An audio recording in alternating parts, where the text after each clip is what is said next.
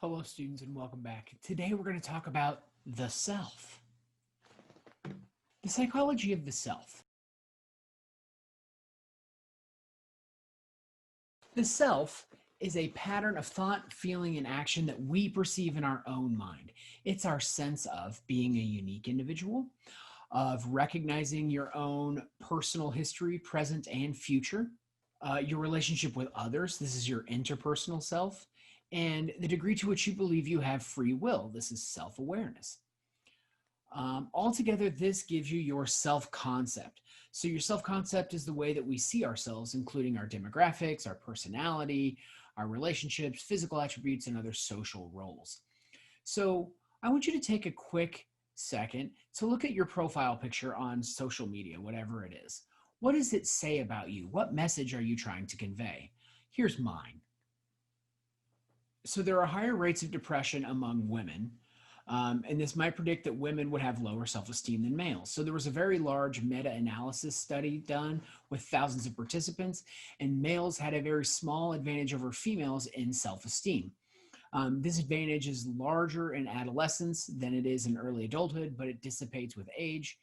Um, and you might think that bullies have low self esteem, but that's actually not true. So, then how do you stop bullying? Based on race, African Americans have a slightly higher than Caucasian self esteem in teens, but it's in reverse with adults. So what do you think accounts for that? And then culture. Western cultures tend to be more individualistic, so we put a higher priority on self esteem rather than in Eastern cultures where there's more of a pride on collectivistic culture, which means like putting the group or the family or society before the individual. Self-efficacy is our feeling of personal ability. This is situation specific, so you can have high self-esteem and low self-efficacy. So your self-efficacy is like your feeling that you can do something. We also do this through upward versus downward social comparisons. So we're going to watch a video about this now. Reciprocal determinism. So reciprocal determinism is how our personality interacts with our environment. This was from Albert Bandura. You may remember him from the Bobo doll experiment. And basically there are behaviors, internal cognitive factors, and environmental factors, and they're all sort of like always working with each other. So the behavior is like, should you bungee jump? So your internal cognitive factors that interact with this would be like your thoughts about risk and how you feel about those sorts of things.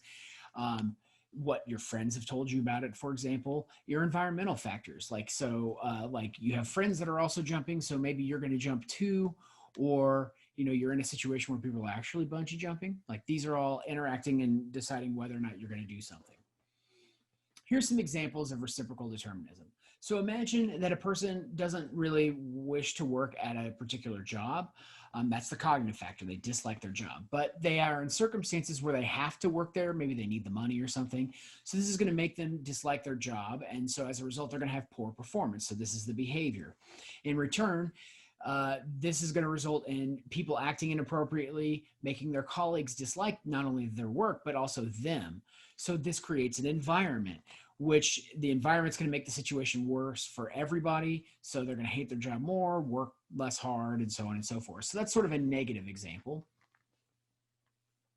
Or another example, a child doesn't like a particular subject, so they don't study, so they get lower marks on the exam.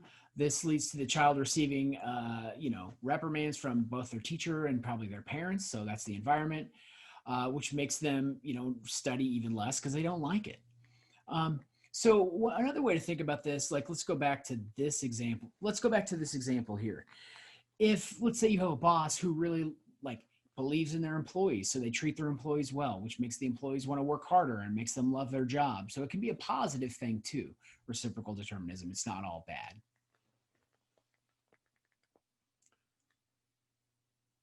We're going to watch a short video about this right now. Locus of control. Locus of control is what is the source of a particular outcome. So do you believe that you're in control, that you can control your destiny, or do you believe that others control your destiny? So this stems from the social cognitive theory of personality. So basically environment and mental stuff interacting. So personality is the creation of both social and cognitive learning. And it's not like one of these is better than the other. It just depends on the person.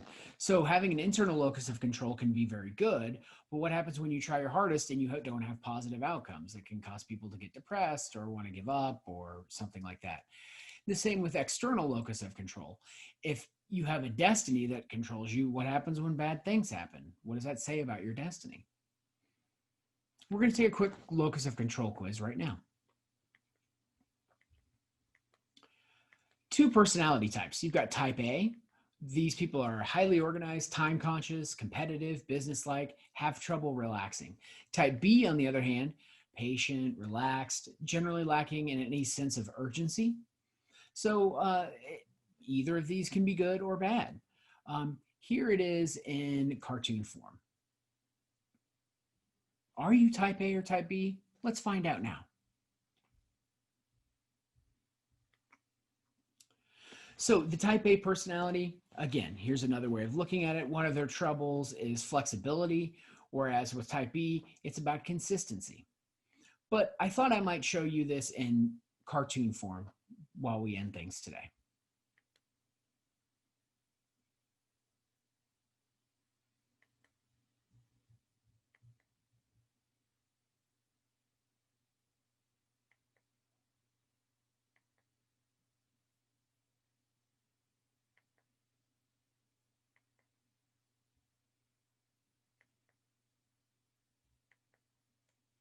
And that, ladies and gentlemen, is all I have for you today. If you have any questions, let me know. Otherwise, have a fantastic day.